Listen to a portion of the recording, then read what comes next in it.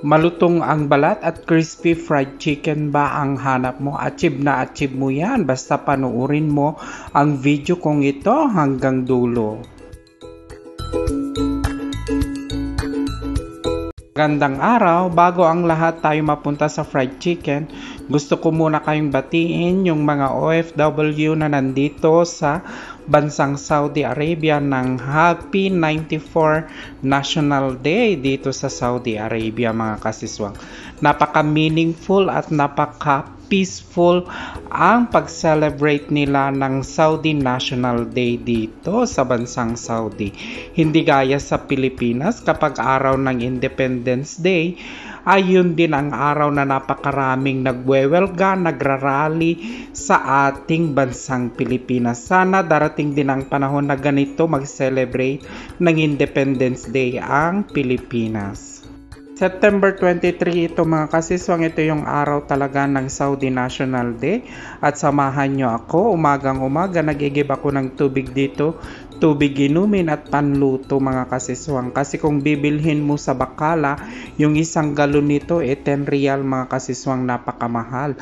May libre naman dito, kaya mag-igib na lang tayo, dito na lang tayo sa libre. Kinagabihan, mga kasiswang, maingay sa harapan ng aking bahay o sa kwarto. Pagkalabas ko, pagkabukas ko ng pintuhan, may mga nag-uusap na mga ibang lahi. Pakistani at saka Yemeni, may karga sila, may hakay-akay silang mga alaga nila. Yung isa, yung Yemeni, kabayo, at saka yung Pakistani naman ay yung alaga niyang tupa. Nag-uusap sila, mga kasiswang, at napakaamo yung mga alaga nilang mga hayop at maya-maya umalis din sila. Yung araw mismo ng Saudi National Day, walang pa-event yung amo, kaya nagluto ako dyan ng crispy fried chicken, mga kasiswang. Naglagay ako dyan ng magic sarap at saka paminta, saka ako minekos-mekos, minasage ko lang, mga kasiswang.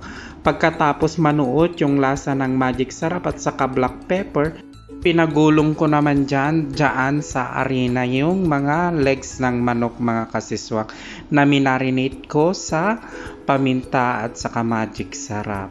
Pagkatapos maigulong sa arena, ilulubog ko naman ito sa tubig, mga kasiswang, at ibabalik ko ulit at ipagulong ko ulit sa may arena, mga kasiswang.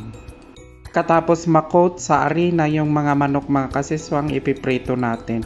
At siguraduhin mainit yung mantika at naka-medium fire lang ang ating kalan pag tayo ay nagpiprito para hindi madaling masunog ang ating priniprito, mga kasiswang, at para malutong maluto talaga yung crispy fried chicken natin.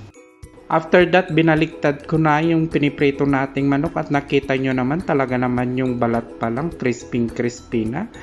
Pag nagpiprito ako ng fried chicken dyan, mga kasiswang, kumuha ako ng sibuyas na maliit at saka sang sili. Inislice ko lang ng pinong-pino at gagawin natin itong sausawan. Ilalahok natin sa sausawan. Ito na pala yung inislice kong sili at saka sibuyas. Nilagyan ko ng bagoong isda kasi may natira pa ako konti. At naglagay din ako dyan ng betsin at saka natin imekos-mekos o i-mix lahat, mga kasiswang. Eto na pala, mga kasiswang, yung crispy fried chicken natin. Talaga naman kitang-kita nyo naman yung itsura niya. Napaka-juicy yan at napakasarap. Tao yan sa'yo, sabi ni Tony kay Chloe. Sure na sure po, sambit ni Chloe habang natatawa. Dinig nyo yun, mga kasiswang, yung tunog na yun talagang crunchy as crispy ang niluto nating fried chicken, mga kasiswang. Kahit maingay ang aking cellphone, talagang dinig ang pagka-crunchy ng ating crispy fried chicken. Hanggang dito na lang, mga kasiswang, at patuloy akong nagpapasalamat sa lahat ng sumusuporta sa aking vlog. Bye-bye!